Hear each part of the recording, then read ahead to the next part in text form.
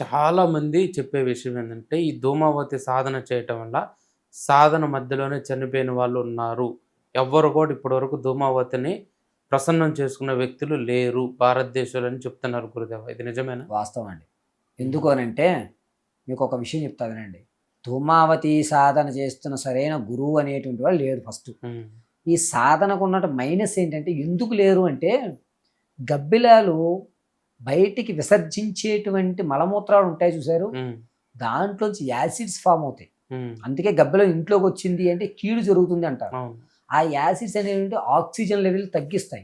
మీరు సాధన చేసినప్పుడు అది తిరుగుతున్నప్పుడు దాని విసర్జన పదార్థం ఏదన్నా కింద పడినప్పుడు అది వెలువరించేటువంటి విషవాయువు వల్ల, ఇందాక చెప్పా గొంతు ముక్కు దగ్గర ఇబ్బంది పడుతుంది, మాట చూస్తుంది.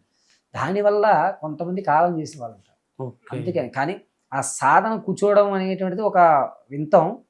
కానీ గబ్బిలము అనేటువంటిది విసర్జించేటువంటి పదార్థాల వల్ల మీకు ఉండవు. అందుకనే పూర్వం మన వాళ్ళు ఏం చేసేవారు తెలుసా అండి?